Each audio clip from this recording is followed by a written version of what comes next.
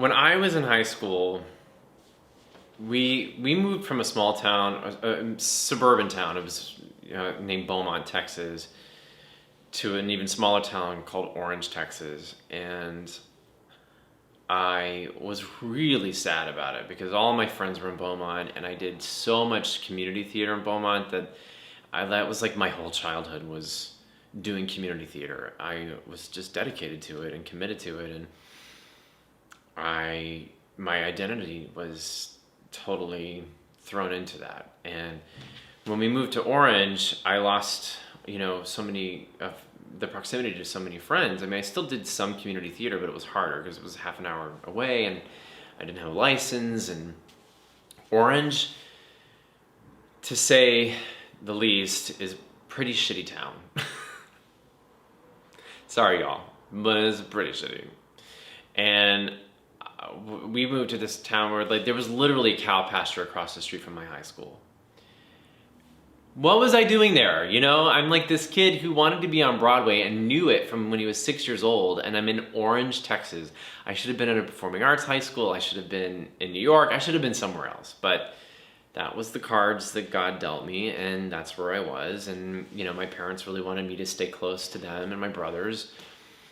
But I remember, previous to this point in my life, my mother would drive me all over the place. She would drive me for play practices and acting classes in Houston, and we'd go see plays and we'd go see stuff in Houston and auditions. I even had an agent in Houston, and I would go audition for commercials and things.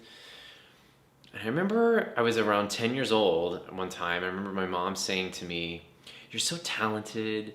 You can sing, act, and dance, and you're not gay." I didn't even know what that word meant. I was 10 years old. And that was something that I remember really stuck in my head, because then when I would hear or meet gay people, I would think, I'm not that. Somebody would say they're gay, and I'd be like, okay, they're gay. I'm not that. I'm not gay. So then when my hormones actually kicked in, and I realized I was attracted to men, which I think I had been my whole life, but it was just like this one moment where I was like, sexually, I realized what that meant. I thought, well, I'm attracted to men, but I'm not gay. And that's why I think I identify with people who come out later in life, people who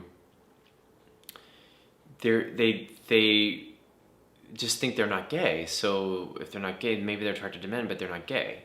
It's a weird separation. It's because it gets ingrained in you by your church, by society, by family, that it's not okay to be that, so you can't be that because you're a good person, right? And I remember, so I had this realization my freshman year in Orange, Texas, and I told my mom, I think I might be gay.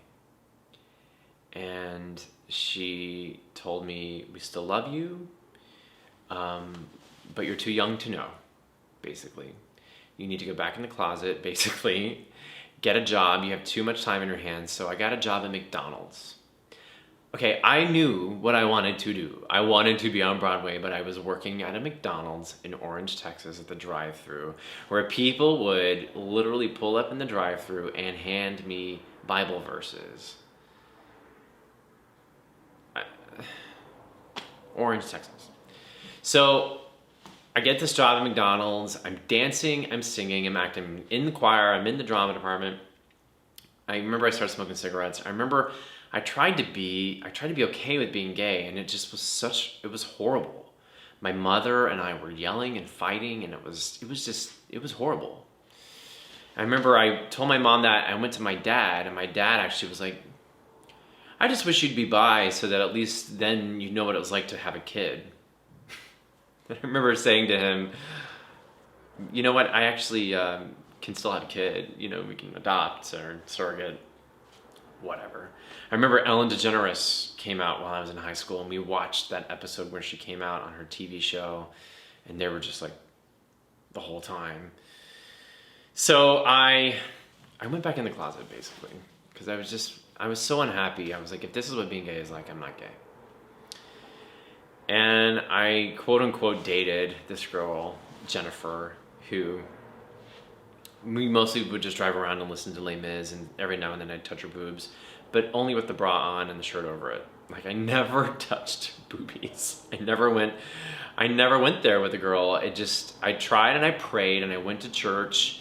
We were Methodists, and I would go to church and I would pray that God would help me be attracted to a woman, you know, sexually, and it just never happened. But I had all these pen pals, and one of them was a guy I met at a theater convention. I was on the Thespian State Board, and we became pen pals. And I remember we met on the campus of UT Austin, and we made out behind these bushes, and then we became pen pals, and we would write these teenage hormonal love letters to each other. And one day I came home and I knew a letter was coming from him, and my mother had steamed it open.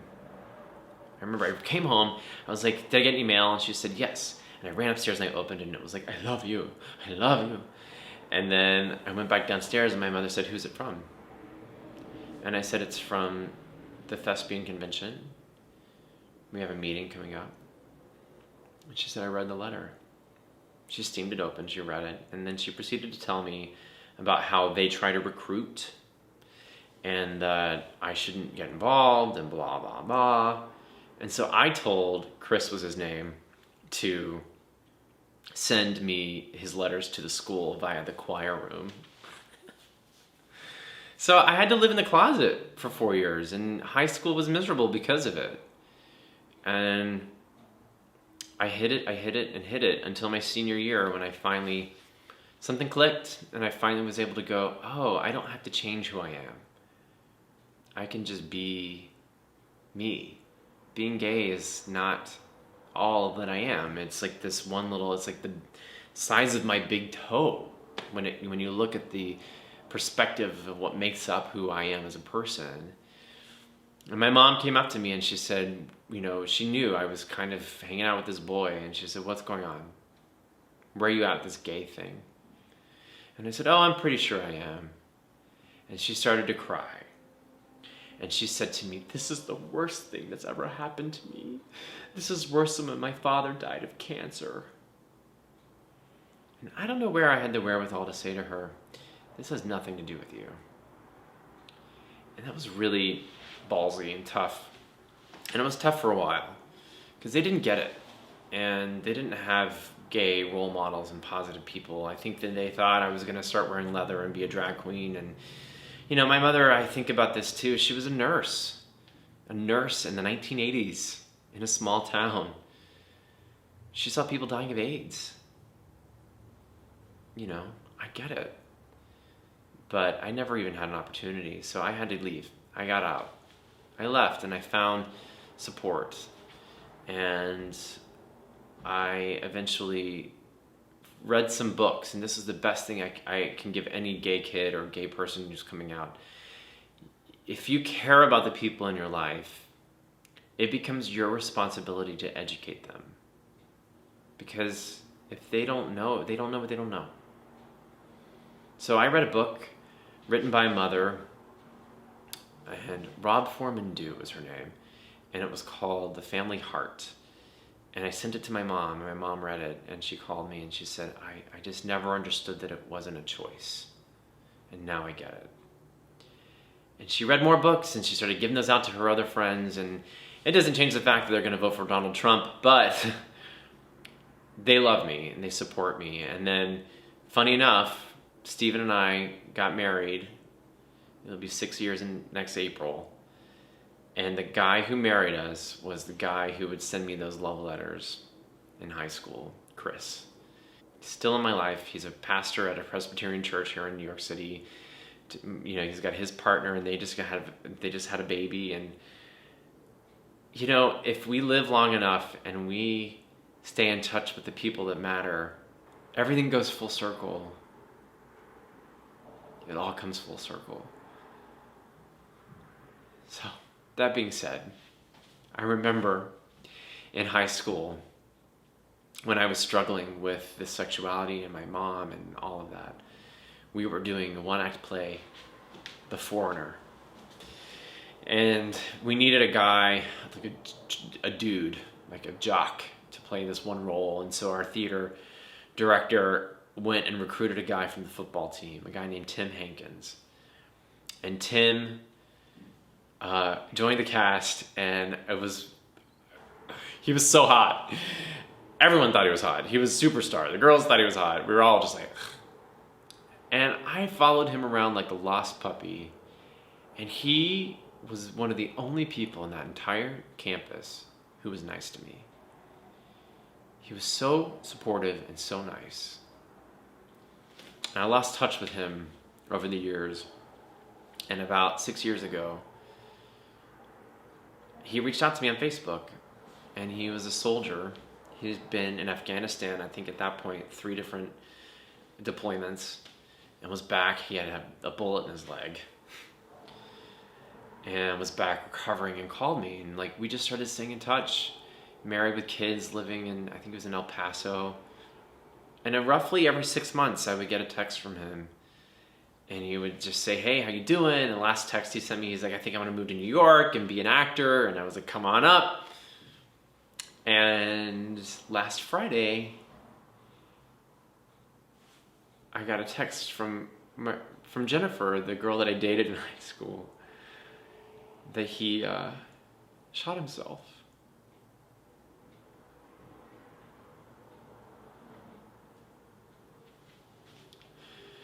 So I just really have been so sad about it ever since, because I feel like I could have done something to help him the way he helped me, and I failed.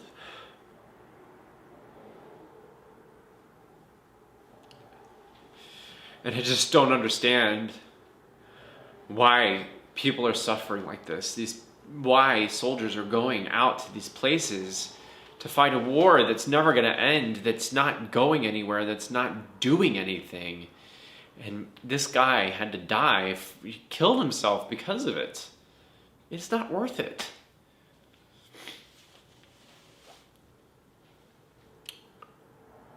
So that's my coming out story. There's a lot of work to be done. And if we don't come out and we don't speak up, we can't help the other people like Tim, who helped me, that needs our help now.